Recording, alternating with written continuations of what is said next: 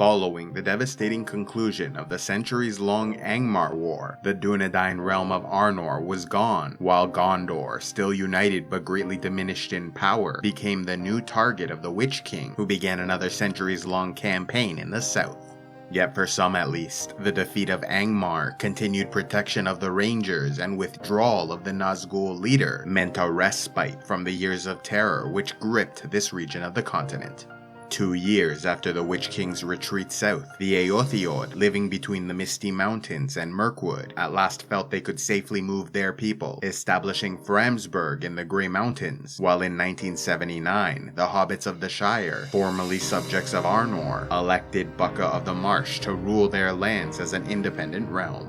Bukka brought them years of peace and prosperity. With the Shire becoming such an idyllic place for their people, they became deeply isolationist and largely neutral to all outside conflicts. Those who descended from Bukka of the Marsh were of the Old Buck clan, which later became the Brandybucks, producing such heroes like Meriadoc Brandybuck, one of the 9 companions in the Fellowship of the Ring. Yet while the hobbits thrived in this new world, the dwarves of Durin's folk faced their greatest loss to date.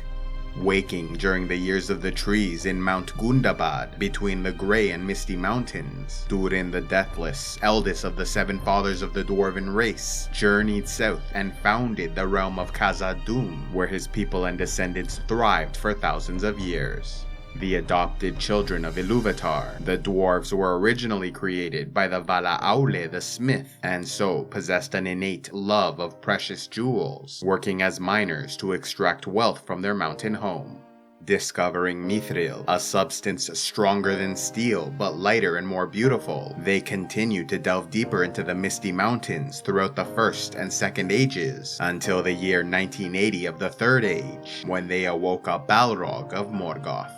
Maiar fire spirits born before the creation of the world, the Balrogs chose to follow the first Dark Lord, Morgoth, serving as his loyal warriors and protectors throughout the years of his rule. When Morgoth was defeated and expelled from the world, the Balrogs who survived went to sleep deep underground, where no more was heard from them until the awakening of Durin's Bane in the Misty Mountains, who wrought terror upon the Longbeard clan of Khazad-dûm. Waging war on the beast, the dwarves lost many, including their king Durin VI and his successor King Nine I, forcing them to abandon their ancestral homeland and seek refuge in the Grey Mountains of the north.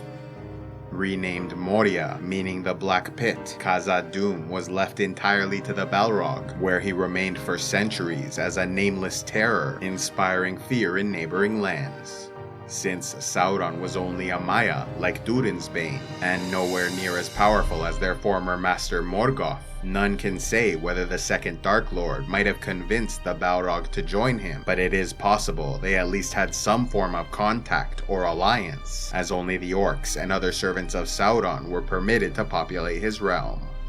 Unfortunately, while both the Eotheod and Longbeards migrated to the Grey Mountains seeking peace, they were plagued by further conflict and death. No strangers to these lands, Durin's folk settled the Grey Mountains thousands of years earlier and held colonies in Erebor and the Iron Hills. But as was so often the case, the extraordinary wealth they mined from the mountains brought about their downfall when it attracted the attention of Skada the Worm, a dragon of Morgoth who survived the wars of the First Age and now resided in the furthest reaches of the north. Attacking the dwarves, Skada took their home and treasure, forcing them into flight, and many years later in the Third Age still resided in the mountains, an ever-present threat to the Eotheod and Longbeards in the area. Rising to the challenge, the hero Fram, son to the Lord of the Eotheod, made his way into the beast's lair and slayed the mighty dragon before removing its teeth as a war prize.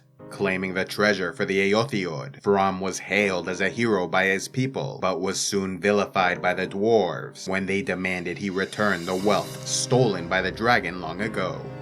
Refusing to give them what he earned, he instead sent them the teeth of the dragon along with a note that read, "Jewels such as these you will not match in your treasuries, for they are hard to come by." Outraged by what they saw as an insult and mockery, the dwarves responded with violence, killing the hero Fram, and may have taken back a share of their treasure, though the Eotheod retained some as well.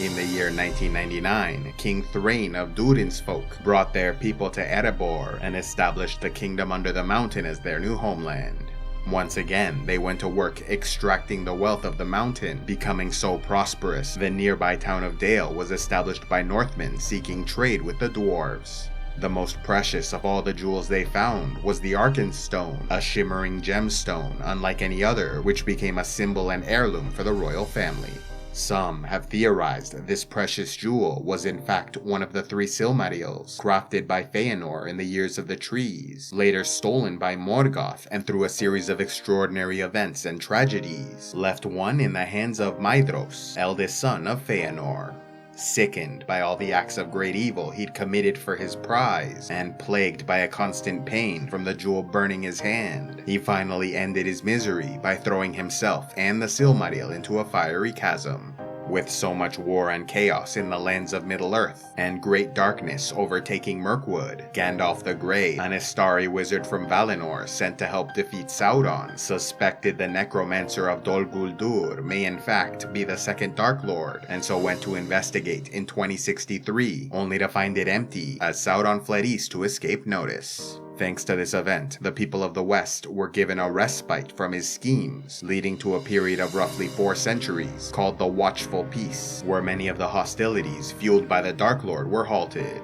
Yet this was only a facade, as Sauron was increasing his strength by rallying the men of the East, while the Nazgul continued on in the West, working in the shadows to breed more orcs, trolls, and other monsters, with the Witch King reigning in Minas Morgul, while Camul the Easterling was given charge over Dol Guldur.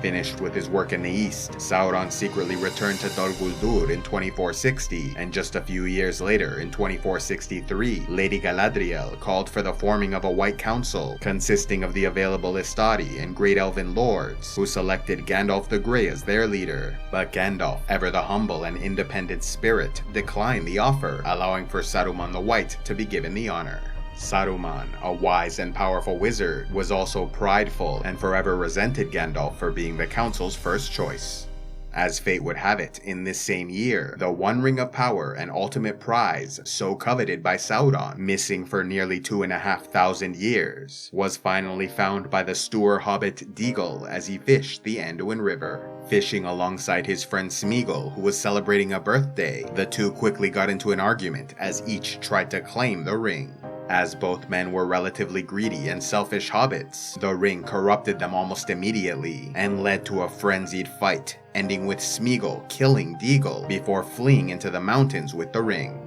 Completely unknown to the outside world, Smeagol lived alone for centuries, seeing his life extended by the power of the ring, but was twisted in both mind and body by its corruption, transforming into a split-personality monster called Gollum, willing to go to any lengths to keep his precious prize.